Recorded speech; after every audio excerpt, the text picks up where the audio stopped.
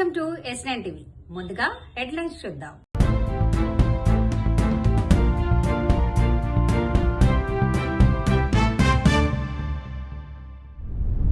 ఏఐబీఎఫ్ పేరుతో మోసాలు, అప్రమత్తంగా ఉండాలి.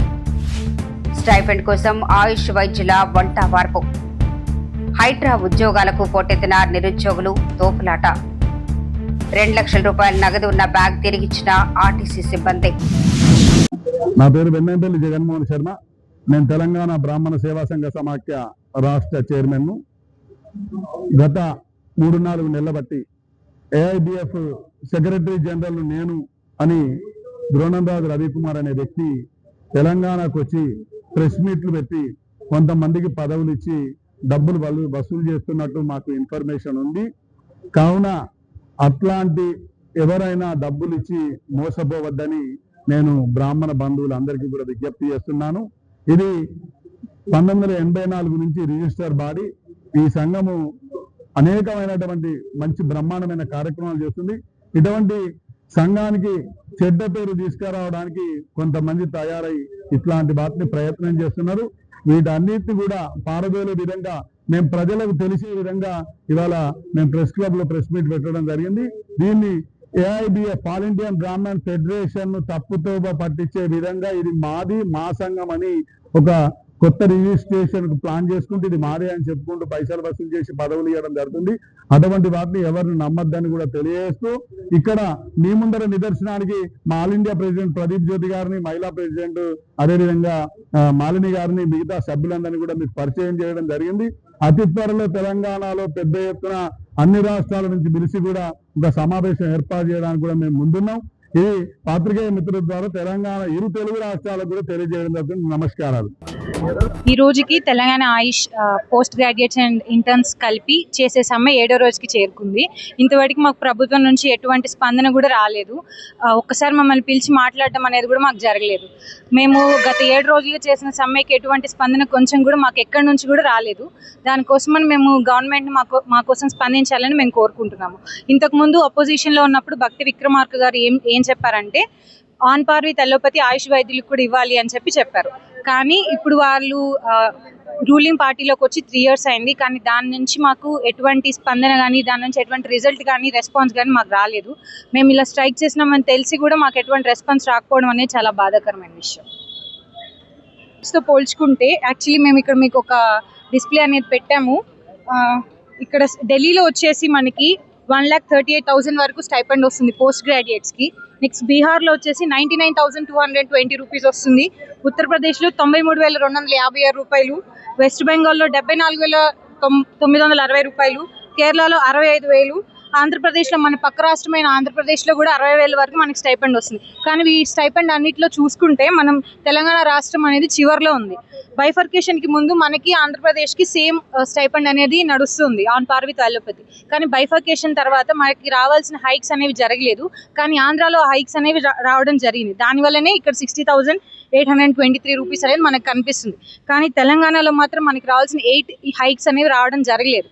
దానివల్లనే మనం ఇంకా 30,000లోనే ఉన్నాం. ఇప్పుడున్న జీవన వ్యయాలని బట్టి కానీ, లైఫ్ స్టైల్ని బట్టి కానీ ఇప్పుడున్న మనీ ఎంత మాత్రం సరిపోదు. ఇది ఓన్లీ పీజీస్ అండి.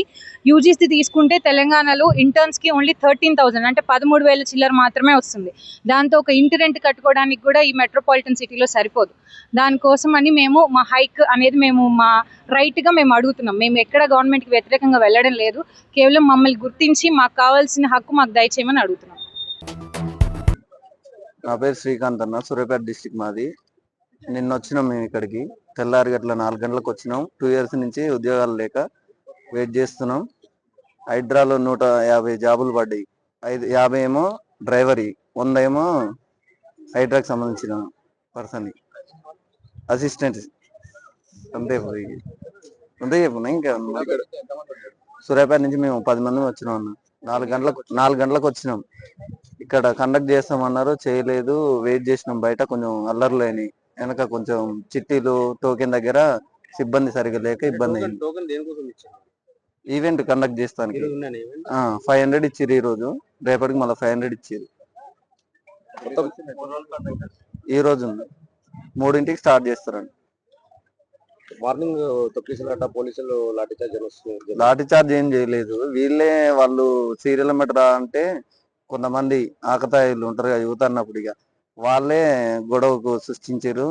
అదేం లేదు, కొట్టడం అసలు ఏం చేయలేదు. పోలీసులే రాలేదు, మామూలుగా క్యూ పద్ధతిలో వచ్చారు. వాళ్ళే పక్కన వచ్చి నెట్టేయడం జరిగింది. గొడవ అంటే ఏం జరగలేదు.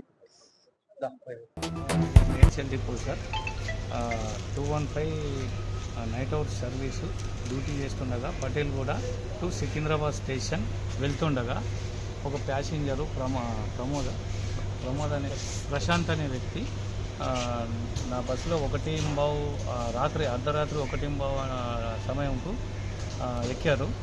కేపీహెచ్బి టు ప్యాట్నీ వరకు ఆ యొక్క బ్యాగు మర్చిపోయారు.